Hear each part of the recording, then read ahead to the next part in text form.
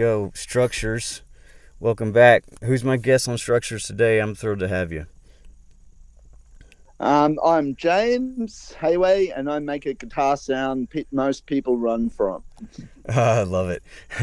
That's good, man. I'm so glad to have you featured, and just even besides the show, man, just to talk to you because I'm a fan of what you do, and we've chatted about it and stuff, and really been looking forward to having a conversation with you. So thanks for Oh, coming on it's a for sure. pleasure. Yeah.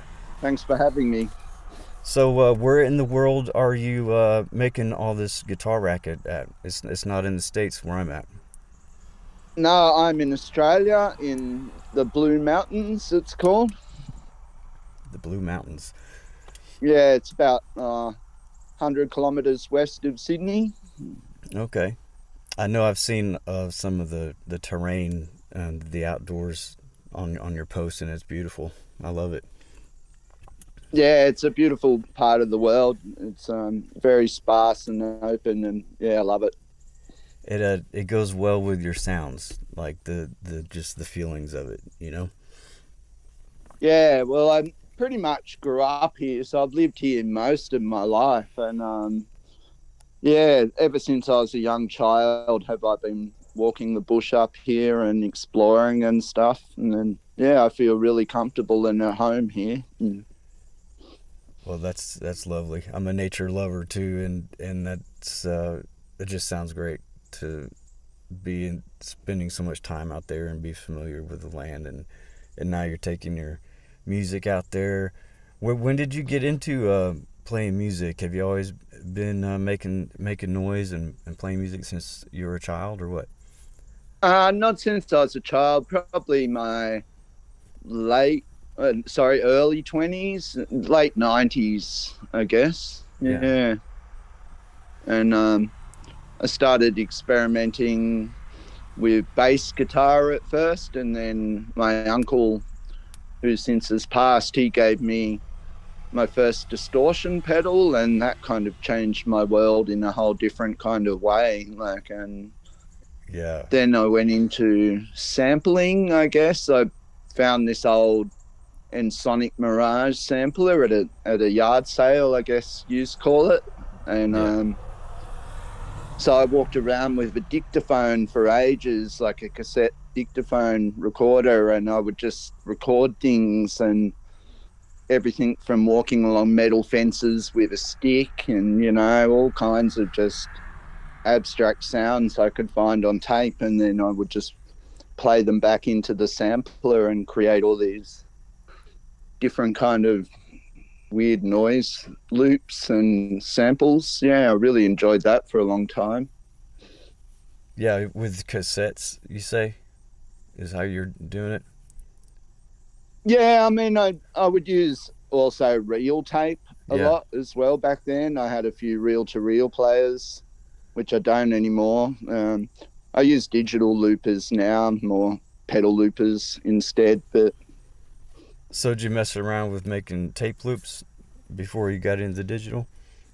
yeah, I think I still have a bag of them like in storage somewhere. Literally hundreds of these tape loops I'd cut up in Yeah. all different sizes. That's a lot of fun. It's like the easiest and hardest thing at the same time, maybe for me. Yeah, it is absolutely. It's hard to splice it to get that perfect kind of Yeah. crossover. So some of them would end up just shorter and shorter and shorter as Yep. you keep Yep. trying to do it. Well, I But yeah, found lots of I fun. I didn't have the Lots of proper equipment, to do a real splice. I'm just using a knife in my hands, and I just got to where I'd make it bad on purpose just to see what it did to the loop sound, the artifacts yeah. in it, I discovered this thing of like using blank tape and then turning it on record and plugging a lead into the real player and then actually touching the live lead across the heads, and you'll get this really nice kind of click kind of distortion kind of sound that would record onto the real loop. Yeah. Like, yeah, it was really beautiful. So then you kind of moved into the digital world, huh? With the I guess, sampling and processing it and stuff. Yeah, but then I kind of, after a while, dropped that and I went into kind of circuit feedback for a long time. I had got this big old 1970s mixing desk, and so pretty much every channel in it was like wired back into itself and stuff like that. It just became this massive instrument of various frequency sounds and Yeah, circuit feedback. like the no input mixing. Yeah, it really Yeah. is like no input mixing. Yeah. And back in the day, there weren't that many people actually doing it at the time. You know, there were a few famous ones, but I mean, I on use the that ground term level, loosely, but yeah, I think I've heard it called that. But you're making a lot of feedback loops too. That's pretty cool. I've never experienced that. Never had any equipment to do that on. yeah, no, I really love that stuff. You can also, through the like mic gains, when you turn them right up and you create like two jacks with no wires attached and you actually hold on to them and like you create circuit feedback through yourself in a way. Oh Like, yeah, yeah. Now, I've done things like that for sure. Yeah, that's yeah, interesting how you tell about you getting into the sampling with the dictaphone and all that, and then the stuff you're doing with the mixer. It's like from the very beginning, you're like exploring sound. You know. yeah, absolutely. It's all driven on sound. You know, I was never really set out to be some kind of commercial player or the best kind of instrument player. I just always enjoyed what my ears enjoyed Yeah, yeah. and followed that path.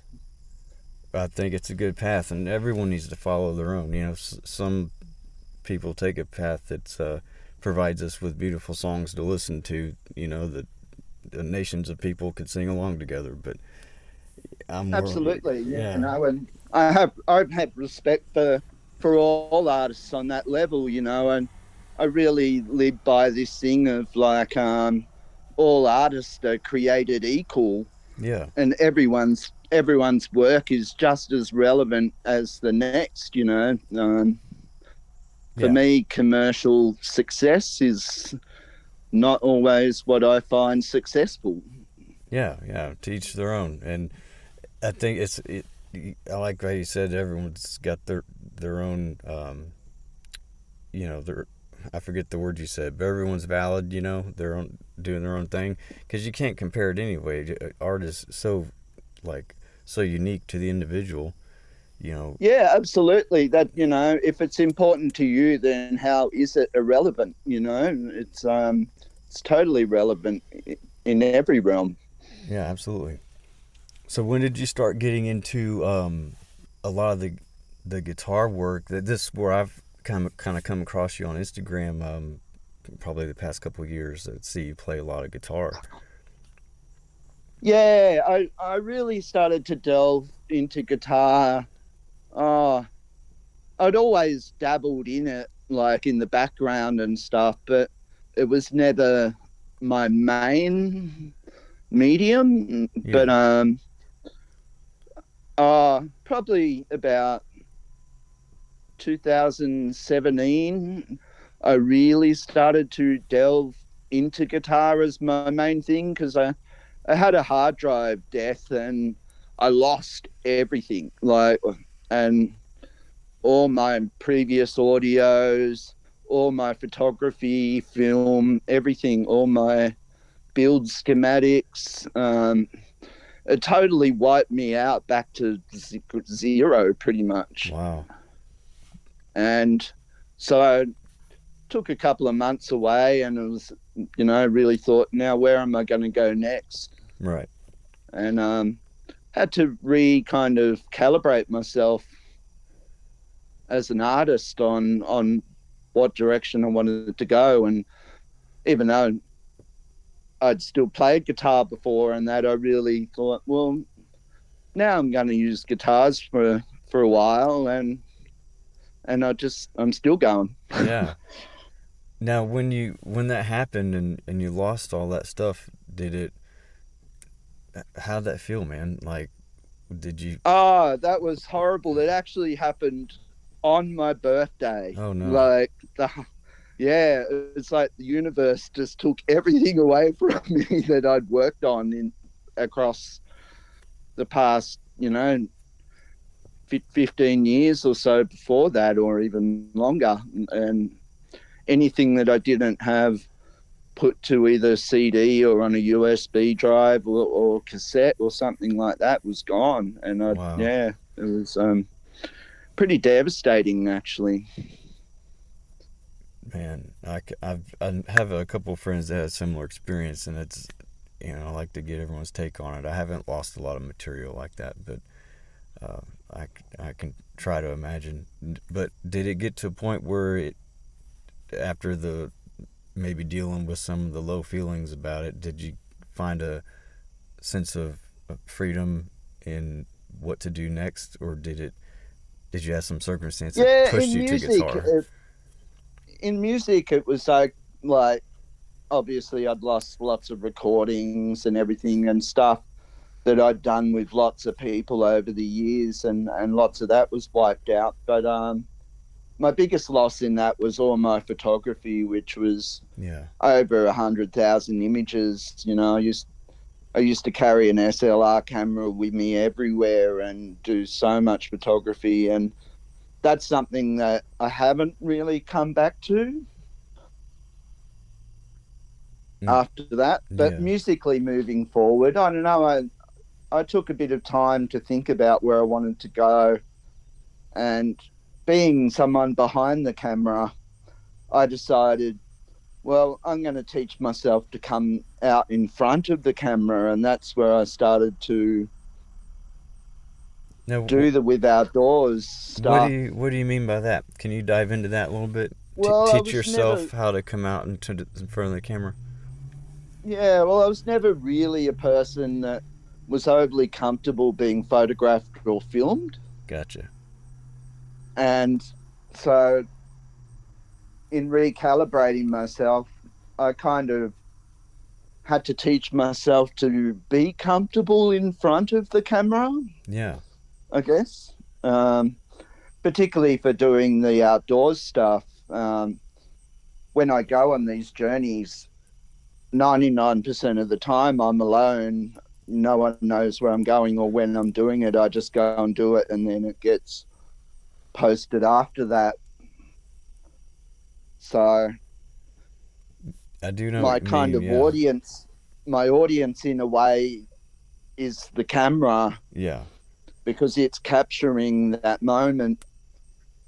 And so I had to force myself in a way to become comfortable being filmed while I was performing, I guess. yeah, Like, yeah. I know what you and mean. that was the That's when I started showing myself on camera too. It was a more of an internal struggle than I anticipated. Not a struggle, but just yeah, yeah, weird feelings yeah. to And confront, and just like, just it's just a thing to do now. But at first, yeah, it was like, I don't know, I don't yeah, know how to to me explain it. now Yeah, it's natural. It comes naturally now. I don't really worry about it. I kind of view the camera as like it's just a microphone capturing my audio. I actually don't really look at the camera, yeah. anything like that. It's just there to capture it, like So you mentioned the playing outdoors. How long have you been doing this? Because I love the various places that you set up and do your thing. I wish I could see it in yeah, it's person. so It's really much cool. fun. It is. It's so much fun. I love doing it. I'm never actually going to stop. I think like Yeah, there's just so many places, and it doesn't always need to be the most scenic, beautiful view. It can just be some little corner somewhere, sure.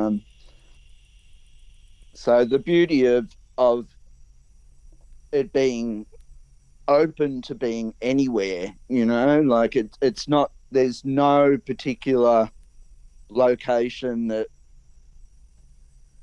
I can't do one, but except getting away from kind of housing and stuff like that. You know, people get upset by Yeah. suddenly there's this crazy noise going on that they don't know where it's coming from or something. Like, Have so, what was your thought process to start doing this and choosing it to do it like this, and how long have you been practicing like that? well, I originally did it back in the early 2000s, but not on film. Like I was actually just going and doing it as a bit of an adventure and just actually recording it on like cassette dictaphone, actually. Yeah. And it wasn't until, yeah, that after that hard drive crash and stuff, and I thought, well, maybe it would be really cool to actually go and film these things, because I go to amazing places and no one was really seeing it. And so, yeah, I decided to take a camera along and film, and from there it kind of just, I really started to enjoy it more and more, and I was able to share it with the world pretty much, and people really embraced it, and was fun. What drives you to the outdoor locations? Is there in some kind of artistic statement wrapped up in that? Like, the noise could be anywhere, or is it just because you enjoy it? It's a bit of both. I mean, I'm always on the lookout for locations. Sometimes I've driven past them hundreds of times and they're just off the side of the road, and it's like, oh, I'd Uh really huh. like to play there, Yep. like, Yeah. and so I will return and go and do one there. Other times I sort out locations. It's like, oh, it would be amazing to go and play in that area, and so I start to look around. Sometimes in current times, I use Google Maps a bit, and I do a bit of searching and see what's around far out where I Yeah. don't have Yeah. to necessarily drive there first. Yep. And but then I might drive out to that particular spot, and along that path I might see somewhere that's even more amazing. So I'm completely open to changing my location, even though I have one in mind. Yeah. Yeah. This is really But I interesting. Yeah. try and base my particular sound around certain locations. If I'm playing like a more industrial looking location or something like that, I might choose a much more kind of sound based setup to suit. Right. Right. But then other times, the freedom of going right out into the middle of nowhere, and you can just play as loud as you want and as harsh as you want, and there's no one that's there to tell you you can't do that. So I really embrace that as well. I like it, man, and I like playing outside too. I haven't done it near as much as you, but I really like it too. And I like listening to your explanation of your process, because I do the same thing. Whether I like to go hiking and ride my motorcycle, and I'm always like looking, for locations that I could come back to.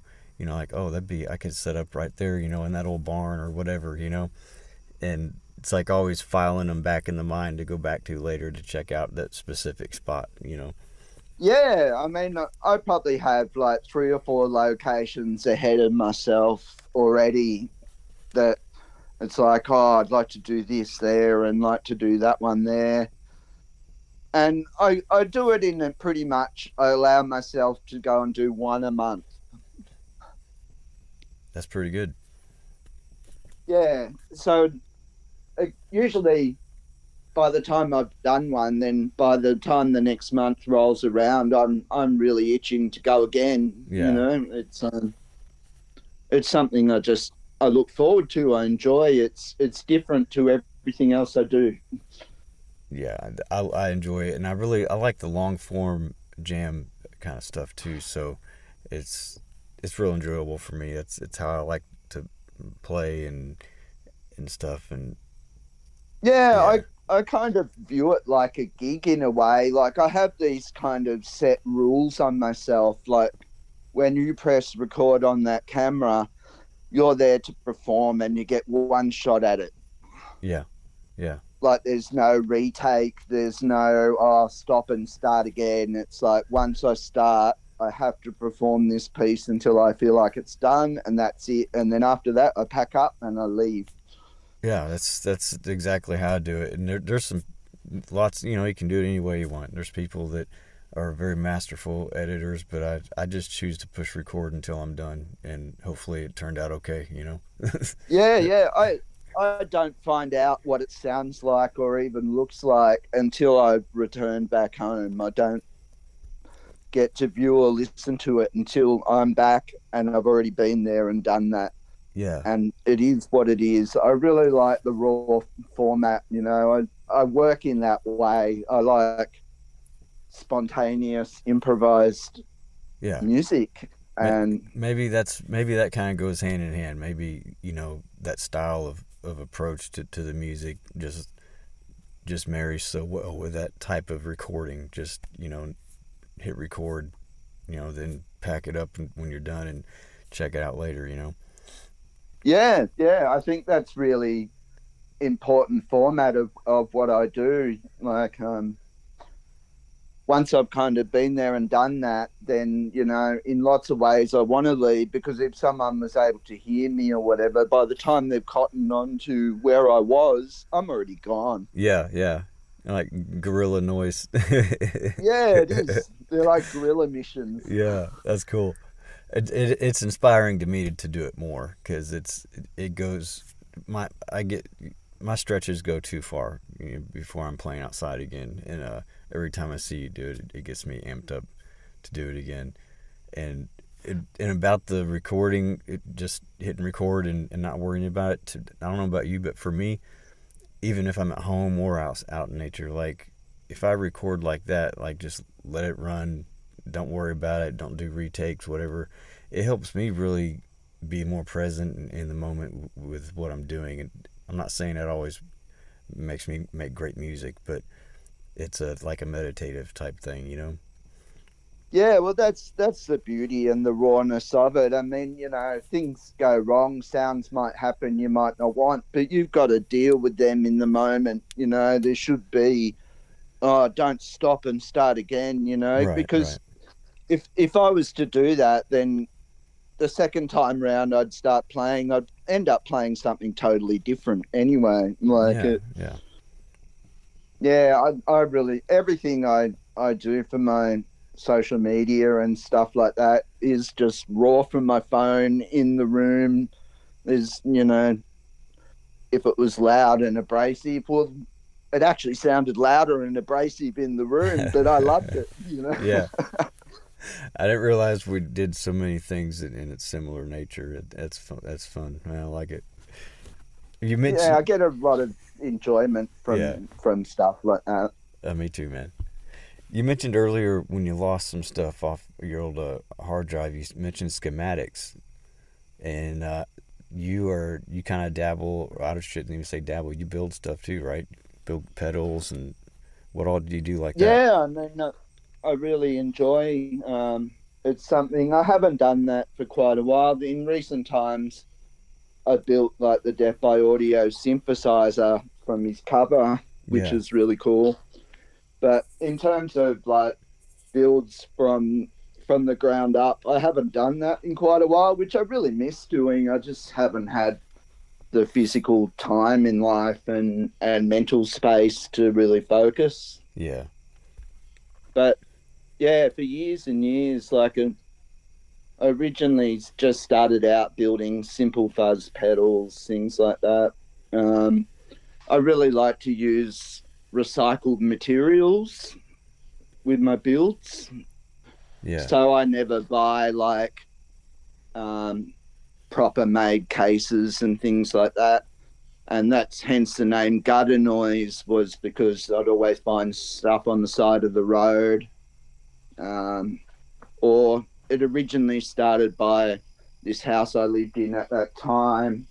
I found this old like drain pipes and stuff like that under the house, these square metal bits of old guttering and that, and I started to cut them up, and I was like, oh, I can make an enclosure out of this. And nice. yeah, started really using, and something that I've been really passionate about, not just in that, but in my garden as well and stuff, is I really like to upcycle things. And Yeah, I like it. Is your place, is your home that where you have that piano in the garden? yeah, yeah, I remember yeah, I seeing have. that. Yeah, I love it. Yeah. Yeah, it sat outdoors for years and years, but now it sits inside this greenhouse, which was my mum's. And after she passed away last year, I went down and I disassembled it and I brought it back up and I assembled in my yard and built it around the pianos. Yeah, So they're forever in there now. that's pretty cool. It's like it wouldn't fit in the door, right? You built it. You had to build it around the piano. Yeah, you wouldn't be able to get it in or out now. Yeah, that's awesome. And it's like a So piece yeah, of your it'll mom be there until it sheltering the collapses. piano. The piano. Yeah, that's Yeah, I really love cool. pianos. They're Now, just like a big guitar to me. I spend a big lot of time strings. Yeah, using contact mics on them and plugging them into pedals and stuff like that. yeah. Yeah, they're a fun instrument. Hey, tell us about a lot of the albums. You've done a lot of albums. You've. I'm very grateful to have a track on one of them with you. You do a lot of recordings with other artists. Oh yeah, that was the Noise of Our Borders year. That was really amazing, actually. I'm so blown away and grateful and exhilarated by what unfolded across that with everyone, yours included. Um, that was 111 artists across that particular one year. Yeah, And so, like, every day was I at it, like, and that was just so amazing. Every track that I got sent to work with just inspired me more and more, and it was so diverse that yeah, it was yeah. actually really amazing and incredible. And it's just as amazing and incredible to listen to as well. It's the diversity of the styles and sounds, and then you put your thing with each one of them. And that, what the thing I sent you, I was like, I was into it at the time. Then I listened back to it later, and I was like, I can't believe I sent him that garbage. But Just oh second guess no, yourself everything like sometimes. Yeah, there were times where I felt like, oh, did I really do that piece justice? I hope they feel like I did, and I think people felt that the other way around as well. But working with everyone was so positive and really engaging, and I spent lots of times remixing and stuff like that to try and really bring out the best of what they had done and what I had added to it. yeah. Like, that there wasn't any dominant feature. It was really collaborative, and yeah, it was beautiful. How many of I those still enjoy albums? listening to that. Yeah, occasionally I do too. Yeah. How many albums did you release like that? There's 3 volumes Three in that, but volumes. I would definitely really want to come and do another couple of those. Like, Yeah, I've had I love it. lots of people since contact me and ask me, do I want to collaborate and stuff. So it'd be a really nice thing to revisit and do a whole nother run of that. Yeah. I, I just got to have the block of time because yeah, it yeah. really did consume me for an entire year, but it was beautiful in that way. Like, Just like a big project. Yeah. it was massive. It was way bigger than I ever anticipated it to be, but that's what made it so amazing in itself. That's kind of what happened with the podcast for me. I started off strong, then life happened a lot, and just, I did not have the time, or the mental capacity. Then I had, I'm trying to come back to it now, and it's just such a big project. I didn't realize how much time it would take. So now I'm trying to balance it out, you know, get back to it, Yeah, but find a more balanced way, I guess. there's definitely a balance in everything. Yeah. I'm at home most of the time because my partner has a disability, and she's also been going through cancer treatment, which has been pretty hard on the family. And but within those realms, do I find these little pockets all the time to be creative and keep it going? It's important for me to do that. Yeah, I believe that it's important for you as a person, for your own well-being. I'm sure Yeah, it, absolutely. as well as the feeling of the fulfillment of doing it. But yeah, I mean, there are times where I don't have to do it, but I'm just feeling it, and so I do.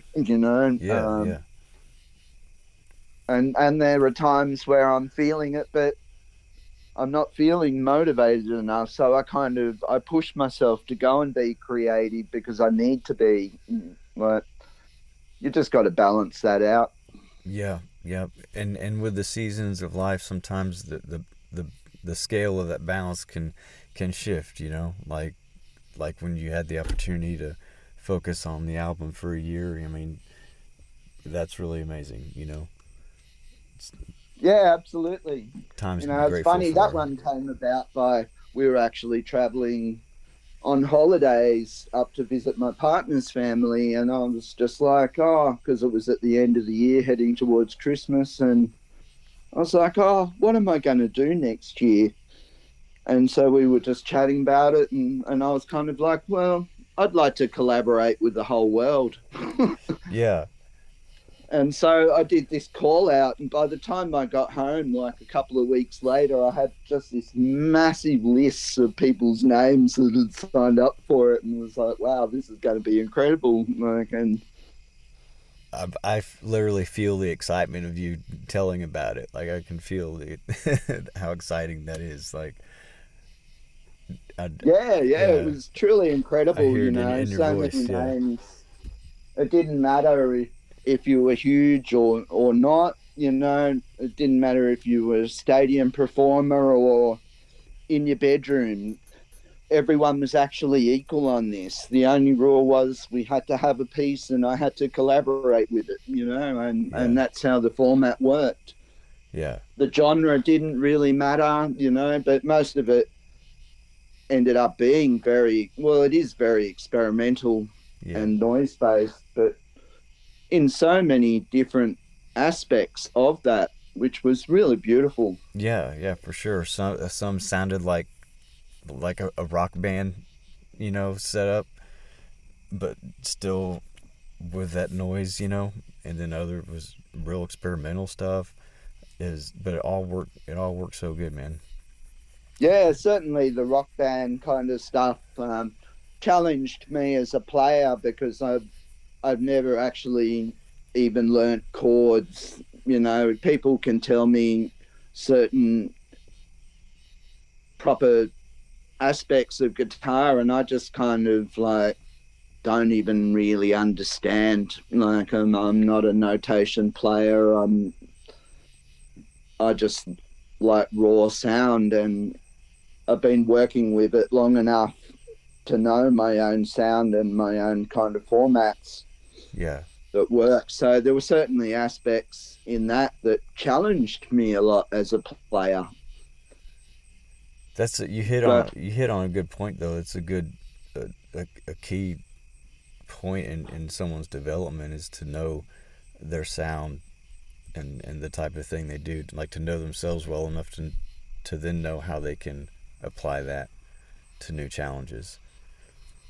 yeah, I mean, I've literally been through thousands of setups in my lifetime, and I have so much gear. I really love reinventing myself all the time. And you're So I have this massive array of different setups that I really love, and but I'm finding new ones all the time as well because I just get some crazy harebrained idea and I start to put it together and it's like, wow, this really was cool. yeah. Well, what's a setup you're into lately? And you're really into synthesizers too, aren't you? Yeah, I really like the blend of both. at the moment. Like particularly with outdoors as well. Is when I very first started out, I was only just playing kind of solo guitar, but now I've really enjoyed introducing multiple instruments into my equation. I've always been enjoying using like multiple instruments though. But at the moment, yeah, synthesizers and guitar. Um, my main pedal board at the moment is the Defy Audio one I'm using because I had a dream about that and I put it together, but it sounds amazing. Yeah, I think if you have a dream about it, you definitely have to follow that through. Yeah, I did. I followed it through and I built it. And I'm still using it at the moment because all of them just like the exact vision I had in my dream. I assembled it in that exact way, and everything just goes so beautifully into one another. You know, it's Wow. this elevates you to this and to that and to that, and I really love that in guitar. I love building myself up and up and up into Yeah. this kind of crazy frenzy. Well, break down the Death by Audio board. How's it go? Oh, currently that board is the sound wave breakdown goes into absolute destruction, then goes into waveform destroyer, which runs through deep animation, then goes up into disturbance, then into time shadows, then into echo dream and into rooms and then out. Wow. There's a couple of those I wasn't even familiar with, but I love how the names of their pedals, like you're describing the sequence of pedals, but it also sounds like a natural disaster or something, you know? Oh, it is a natural disaster in the Yeah. most fun way. Yeah. That's really cool. Yeah. I love the big And you can certainly spacious make it sounds. sound like one, you know. Yeah, for sure. Yeah. Do you ever use like alternative methods for your like picking, like an ebo or anything like that? Or I know you kind of play Yeah, around with yeah. different I have stuff. 5 EBOs. Yeah. I Yeah, guess you I do then. actually really love actually using like 5 guitars with 5 EBOs at once, just all on it, you know. And I've done quite a few things like that where the EBOs are playing the guitar, and then each guitar will run to its own effect and own amplifier in the room. And so it's like this multiple different harmonics with effect and amplifier going on. Yeah, really beautiful. Love that. I love how you describe your setups because I just geek out on it too because it's you're literally just exploring sound and playing with frequencies, and that's how I like to play. I don't even really write songs or you know what I mean.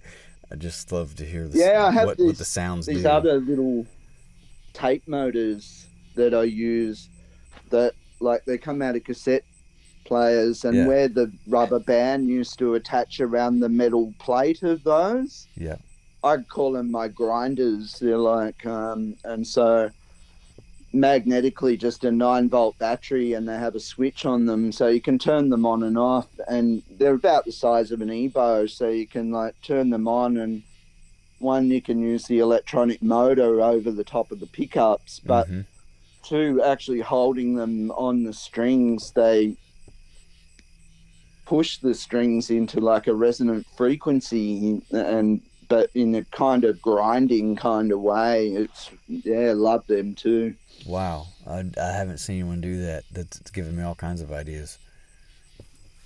Yeah, that's Yeah, really they're cool. magnetic too, so you can actually just like magnetically stick them to the bridge and just let the guitar play it on its own, with it just spinning at this like crazy speed that it's just pushing the strings into total frequencies, but real with this modulation because it's pressing against the strings while it's spinning. So it's not like an ebo in a way of like Yeah, it's yeah. dead straight. It's like modulating. Right, right. That sounds even better than Nebo. Yeah, they are. They're kind of cooler than EPOs. I call them my grinders. I have a couple of those. Yeah, Well, yeah, I and gotta they're really look. nice because you can just hold them by hand, and so Yeah, you can use like pressure as well. yeah, A couple I've like glued just bit of cloth cord on them, so the cord is spinning further out than the actual wheel, so it's actually hitting the strings instead. yeah, yeah. Are you spinning a little pick around, basically? Yeah, and so different pressure and points, and also moving them across the top of pickups will pick up the actual electronic motor sound as Yeah. well. And you could probably get Yeah, that motor over the neck pickup while you're tapping a harmonic, probably yeah, close in that absolutely. range, Or stuff like or you that. can Yeah. just actually wave it over the pickup, say with a fuzz, and you'll just get this almost like this massive sound just come over the top and pull it away, like in and Yeah. out, like. Yeah, it's cool. I haven't seen that, man. That's really cool. You got me wanting to scavenge one of my broken cassette players now. I think the motor turns, but it needs a belt or something. But it wouldn't need a belt for that purpose. Yeah, you don't need a belt for that purpose. No, You just I need a could. switch and a 9-volt battery attached to it, and it'll just go away it goes. Yeah. Mm-hmm. That's cool. And with 9-volt, they spin super fast. It's like maximum power. Maximum overdrive. Yeah. Well, what kind of plans do you have coming up? Uh, More outdoors, or are you gonna work on an album before long, or are you just taking it easy? I'm actually, we're now coming to August, so I've been planning my next with outdoors. Weather's a bit crappier at the moment. It's been pretty bleak and rain for the last couple of days. So once all that starts to clear and I get a nice window, then I'll definitely be doing my next one. It's a couple of hour drive to get to my next one, actually. Oh, yeah, that's a big chunk of your day by the time you do all that, huh? A couple hours Yeah, out and I set love the up, and adventure, yeah, though. It really is an adventure to go out and do that. Some of them have been really hard work in terms of having to carry gear down into the depths of a valley or something like that. that's But actually I the. try. I was going to ask you about that. Is maybe have you had some more challenging spots as far as access and how was it to get your gear in there? Did you have to make multiple trips? You know. If I can park fairly close to it with my car, then I can do multiple trips back and forth, kind of thing. If it's within a few hundred meters or so. Um, there have been some where, yeah, it's been really hard, and carrying like an amplifier guitar and effects down into like to get down to a particular waterfall or something like that. And that's the kind Yeah, of that's the that's aspect hard of work. it that yeah, but that aspect of it is like you alone know what you did to get that, and you alone feel the reward from that. No one else even knows. Even when you can tell Absolutely. them what you did, but they still don't know what it took for you to get it done. It's Yeah, yeah, absolutely. And that's something that, though it's challenging, it is really rewarding. It's yeah, like, wow, I got into there and I did that. I'm not so in my older age doing tougher ones like that at the moment, but that doesn't rule out that I won't get some crazy idea in some crazy location, and I will. oh, Like, I'm sure you will eventually. You'll see a but spot too sweet to pass up. I do tend to look for spots that are a little bit more accessible these days. Yeah. And I was going to ask, what do you do for your power supply?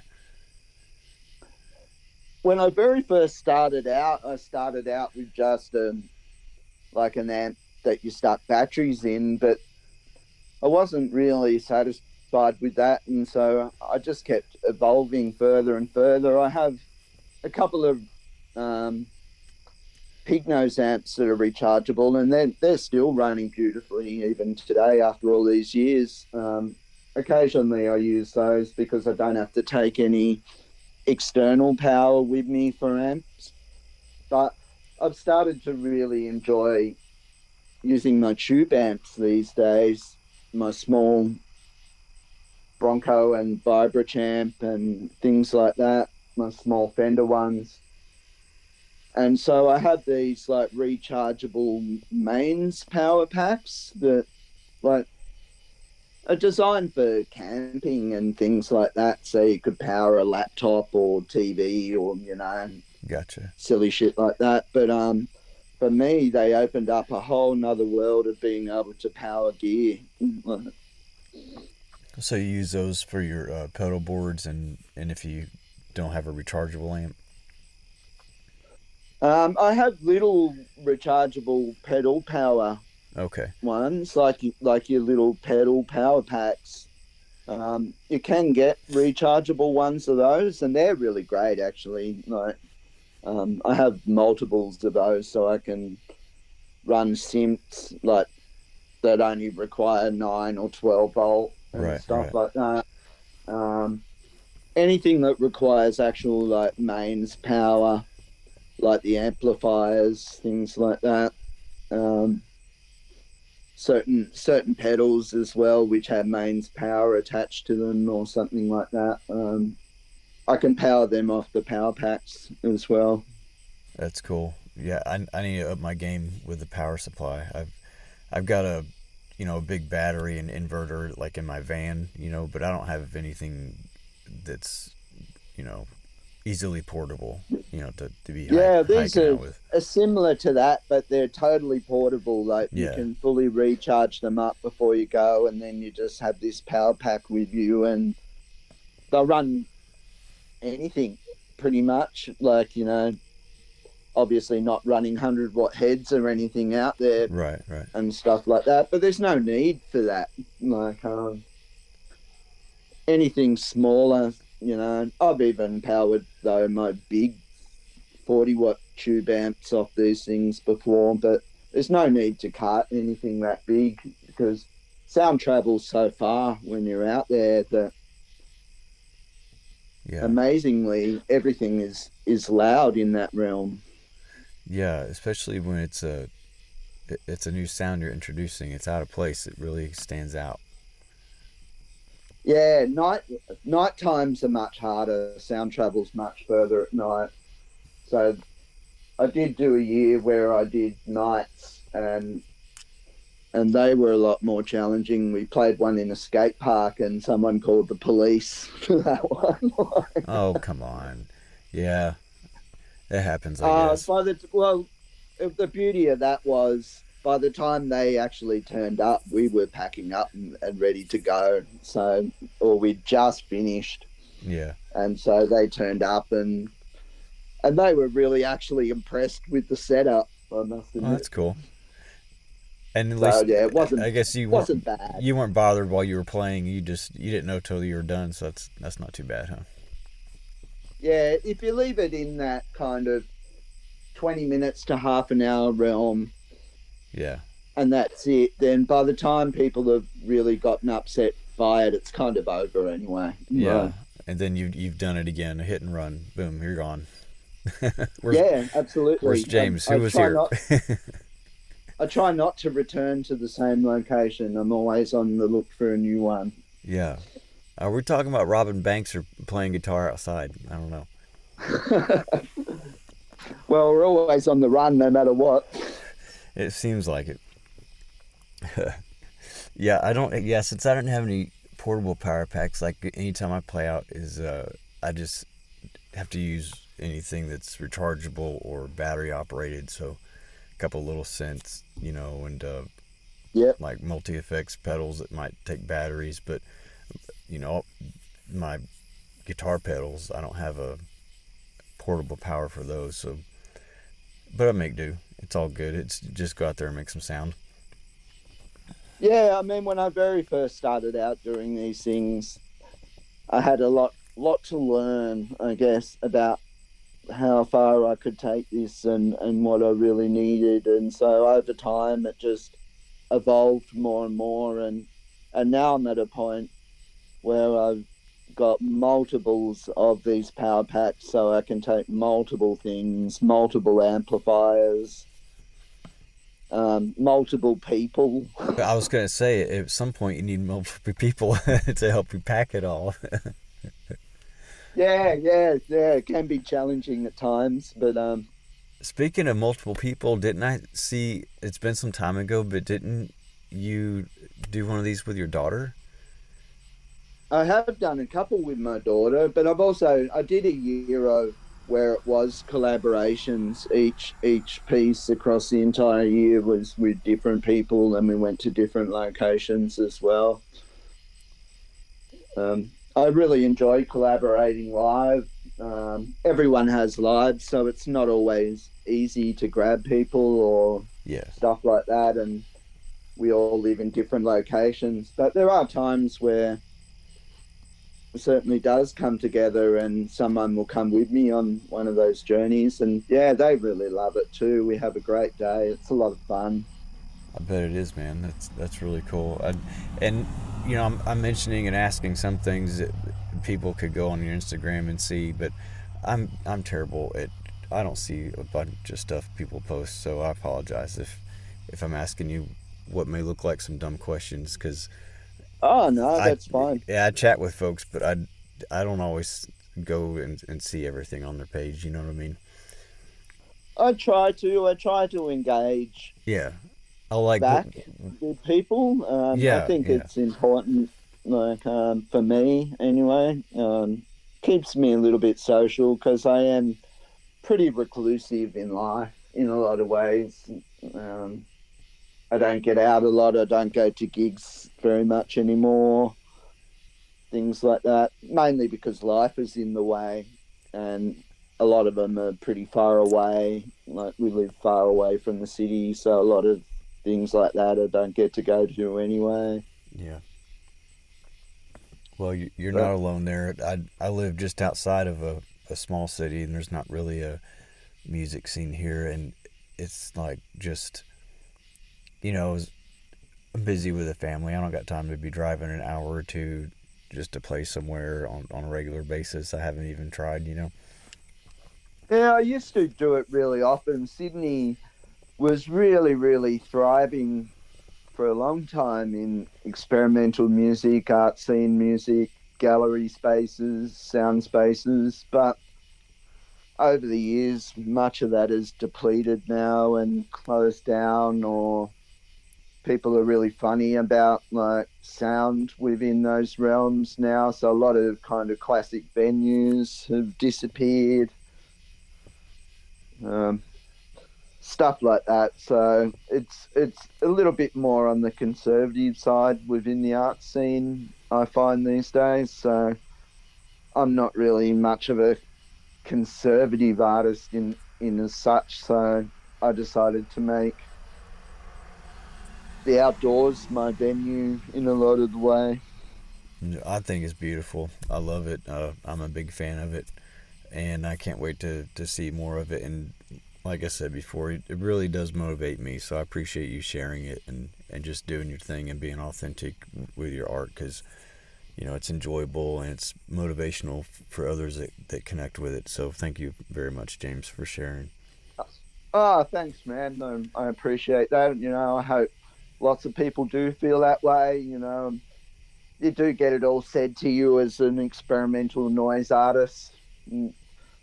Though we appreciate everyone else's skill levels, it doesn't always get returned in the same way. There's always someone out there that wants to Yeah, have something negative to say about it. But you got to have a bit of a thick skin when you play this kind of music and just move on from that and not take it personally, really. yeah, you can't, because they're just coming from their own perspective, and it's not a perspective of an experimental noise musician, obviously. So you know, it doesn't even matter. their opinion. Yeah, there's people that get it and there's people that don't, and there's always going to be people that like it and people that don't, and that's okay either way. I'm actually fine either way with that. It's not for everyone. Yeah, it doesn't bother me, as long as everyone can just be cool and be nice to each other. That's great.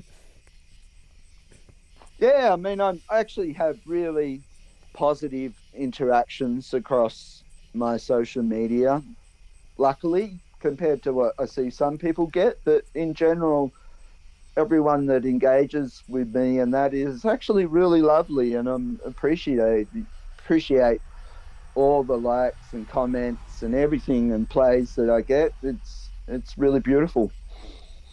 I have to agree with you there. I personally haven't had really any negative encounters with people. It's been really a great, uh, welcoming group of people that I've interacted with, because I haven't even been doing this long, So yeah, I'm on the same train as you. It's good. Yeah, no, I really love it. I get kind of all kinds of questions and messages from people asking me advice about whether it be about guitar or whether it be certain pedals Or or portable power sticks packs. or yeah, portable power packs, you name it. Yeah. But James, I appreciate you being on today, and I'm not gonna cut you off right away. If you got anything else you want to share, or anything you want to shout out, or any friends you want to tell us about, you got anything for us when we wrap it up tonight? Oh, I think we're done, but in terms of shouting out to friends, well, hi everyone. You heard it here. you know, I have lots of friends everywhere. I engage with lots of very amazing artists all over the world. Actually, it's hard to single. I don't like to single any particular one out because I consider them all Yeah, my friends. yeah, Yeah, yeah. It's a beautiful thing. It really is. And I'm glad you're a part of my circle now, and people I'm acquainted with on this journey. It's been really great getting to know you, and just so amazing to see the art that you shared with us. So thank you for doing your thing. Thank you for being on here today. I really appreciate your time. And oh, thank you. I Thank had you for having me. I've yeah, really appreciated the chat, and it's been nice to actually chat in person. Yeah, yeah, definitely, definitely, and we'll have to do it again, man. The door is open, so anytime you got something coming up and you want to tell people about it, we'll just come back on and we'll have a chat. absolutely. James, it's been a real pleasure, man. You have a wonderful day, brother. Yeah, you too, man. Take care. All right.